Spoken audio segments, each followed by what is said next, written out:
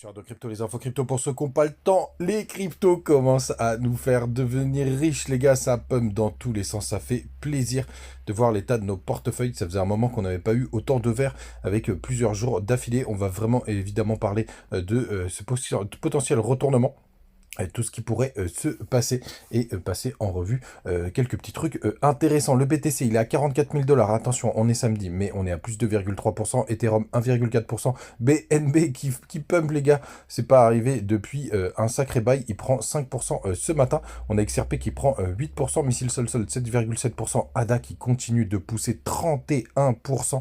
C'est vraiment une sacrée remontada. On a Crypto Clébar qui prend 7,4%. Avax, 23% ce matin. DOT, 21%. Link un peu à la traîne, mais il avait tellement bien performant début d'année que c'est déjà pas mal de faire un 8% ce matin. C'est vraiment très très vert. En ce samedi, ça fait plaisir. On peut descendre jusqu'à Atom qui prend 10%, Phil 10%. On a aussi NIR qui prend 16%, HBAR 11%, IMX et VET qui prend 10%. TAO, pardon, 14%. Bref, qu'on vienne pas me dire qu'on n'est pas en bull run. C'est complètement fou ce qui se passe. Les gars, on démarre tout de suite avec les contrats futurs, donc les CME, le Chicago Mercantile Exchange, on a clôturé vendredi soir, hier soir, à 44 910 $. Donc là, c'est plutôt pas mal. Ça nous ferait un gap haussier si jamais en fonction de où on est dimanche. Et ce matin, on est à 44 128 $. Donc on a fait un nouveau plus haut dans la journée d'hier. On va passer en daily, ce sera plus propre, au moins pour le court terme, et après on regardera le weekly. Regardez, on a fait un léger plus haut. Alors attention, parce que c'est justement ce genre de moment, ça peut être une chasse à la liquidité, ce qui serait un petit peu pénible, hein. Moi j'ai toujours cette target aux 48 000 $. Mais une petite chasse à la liquidité juste ici, faudra vraiment faire très attention parce que tout simplement, ça peut être le moment où on réintègre. Il me tarde de voir ce que va faire le cours. Mais en attendant, les gars, c'est plutôt une bonne nouvelle. Et on a potentiellement encore un petit peu de jus de hausse, même pour ce week-end, puisqu'on était plus haut sur les contrats futurs qui sont vraiment bullish. Du côté du weekly, je reviens sur le weekly, parce que je vous ai tracé la zone de retracement. Donc à chaque fois qu'on fait un nouveau plus haut, je vous calcule la zone de retracement potentielle maximale. Et là, pour le mois, elle est aux alentours, elle est aux 33 500 $, tout pile d'ailleurs, puisqu'on a les 0,382. Souvenez-vous, je vous disais qu'en bull run, quand on prend un retracement de Fibonacci, hein, que vous avez juste ici, on devrait normalement jamais casser les 0,382, et quand on casse les 0,382, très souvent c'est que c'est la fin du bull run. C'est pour ça que c'est un excellent support. En plus, il est très intéressant puisque pour le coup, si jamais on y retournait, on irait chercher tous les stops qui se sont accumulés juste là. Et après, repartir enfin to the moon. Et ce que je voulais vous montrer, qui est complètement ouf, je sais pas si vous l'avez vu sur d'autres, mais moi, je m'en suis rendu compte hier. On a eu une énorme tête-épaule inversée qui s'est formée sur le RSI. Je vous l'ai tracé juste là pour que vous la voyez bien. C'est bon, vous l'avez vu, vous l'avez enregistré. Alors, on peut la supprimer. Et regardez comment c'est plutôt pas mal. Alors du coup, ça ferait qu'on aurait une target sur le RSI, normalement, qui pourrait nous amener sur les 95. Ça peut être le moment aussi où on pourra avoir cette fameuse correction qu'on attend. Mais vous le savez, la grosse zone que j'attends désormais, c'est les 48 000 $, puisque ça continue d'être bullish du côté de la Bitcoin dominance. Donc la force du BTC par rapport aux autres cryptos, pour le coup, on avait fait une énorme mèche. Et on a réintégré, puisque pour le coup, ça pump très très fort sur les alts. Donc ça, c'est vraiment une très très bonne nouvelle, les gars, là, parce que là, ça y est, ça veut dire que les alts, ils commencent à surperformer le BTC. Ça, c'est vraiment une très très grosse mèche de rejet. Est-ce que ça pourrait nous déclencher cette magnifique alt season? On va le voir. On avait été, enfin, vous savez qu'ici c'était une très grosse zone, on est en train de la réintégrer. Ce serait vraiment plutôt pas mal. Et quand je vois les performances des alts, je reste assez optimiste. Du côté des news, n'hésitez pas à nous rejoindre du côté du Telegram.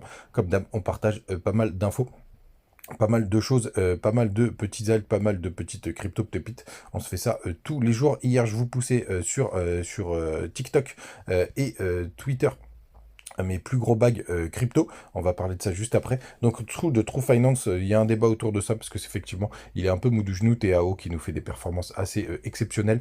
On a BitGet, le token de BGB. D'ailleurs, vous avez le lien en commentaire de cette vidéo. C'est ma plateforme, et il va y avoir la carte bancaire qui va arriver, donc je préfère avoir mes BGB d'avance, si jamais c'est le même système que Binance, d'avoir des BGB en portefeuille pour avoir un maximum de cashback. Victoria VR, donc ça c'est un projet de reality virtuelle, il fait plus 45% ce matin d'ailleurs. Ça fait plaisir, j'ai un très gros bag. Et Centrifuge, un projet lié à RWA qui fait des belles performances.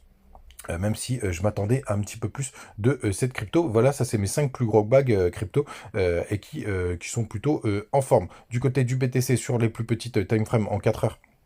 Je vous disais attention parce qu'on pourra avoir cette petite mèche de rejet. Vous voyez, on a été juste gratter les sommets pour le coup. Donc ça peut être un bon moment où on va avoir un retracement. Mais bon, quand je vois la gueule des altes, pour l'instant, rien de bien méchant. On est même en train de retester toute cette zone qu'on avait juste ici, hein, vous voyez.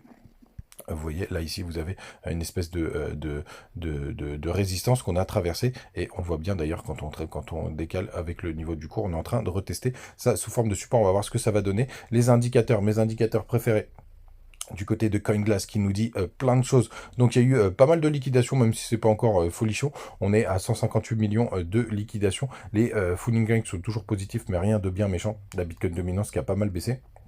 D'ailleurs, j'ai l'impression qu'elle n'est pas tout à fait, à jour. Où est-ce qu'il est mon Crypto Fear and Greed? Il est à 73. Franchement, je trouve ça encore très très peu, ce 73 par rapport à la réalité de là où on est pour le moment. Pour le coup, je m'attendais vraiment à beaucoup plus, ce qui est plutôt une bonne nouvelle. Quand on va sur la map de liquidité, attention, parce que justement, je vous le partageais sur Twitter, on a quand même récupéré pas mal de liquidités. Regardez toute cette zone, c'est ce que je vous partageais hier sur Twitter. On a été les chercher, maintenant on dump. Il n'y a plus grand chose au nord, il n'y a plus grand chose au sud. Donc attention, on est quand même sur une zone dangereuse. L'idéal, comme je vous le savais, c'est de latéraliser. Tout simplement pour récupérer le maximum, pour que les alts récupèrent le maximum de puissance. On a quand même un gros pic, toujours vers les, juste en dessous des 45 000 $, donc ce qui est plutôt pas mal parce que ça nous permettrait d'aller chercher le gamme CME, puisque on est en dessous du côté du long short ratio. Attends, oh là là, très très bonne nouvelle. Hier, il y avait quand même pas mal de gens qui sont rentrés en longue ce matin. Il y a de nouveau plus de shorters. Donc les gars, on continue de kiffer. Ça, c'est vraiment une très très bonne nouvelle. On jette un œil voir sur les fundings s'il se passe quelque chose. Ah, du côté de Binance, oh, je vous ai dit une bêtise. Les fundings commencent à être assez élevés. Donc attention, on est sur pas mal de zones d'indécision. D'ailleurs, les fundings sont très élevés sur pas mal de cryptos. Donc attention, les gars, effectivement, on commence à avoir des sujets un petit peu divergents, même si c'est rien de bien méchant. Et sur le spot, où ça achète de moins en moins sur le spot, ah oui, on voit bien, là, les fundings ont pas mal monté. On pourra avoir justement cette petite correction pour avoir le nettoyage. Mais en tout cas, ce que je voulais vous dire, les gars, c'est quand même qu'on est en surchauffe, même si on a nos cryptos préférés qui sont en train de pumper dans tous les sens. Attention, on est sur pas mal de zones de divergence. Certains indicateurs nous disent que ça continuera de monter, d'autres nous disent que ça y est, il est temps de faire la correction. Donc attention, est-ce que c'est le bon moment pour entrer dans le marché? Pour le coup, les gars, pour moi, sur du très long terme en DCA, sur certaines cryptos, les cryptos du top, oui, pourquoi pas faire un petit palier si jamais on continue de partir to the moon. Mais sur du rentrée des gros bags maintenant, je pense qu'on a déjà pas mal performé. Vous n'êtes pas à l'abri de vous prendre une grosse correction dans la tête. Passez une très très bonne journée. Vous avez toujours les liens en commentaire. N'hésitez pas à nous rejoindre sur TikTok, Telegram et Twitter. Et à demain. Ciao.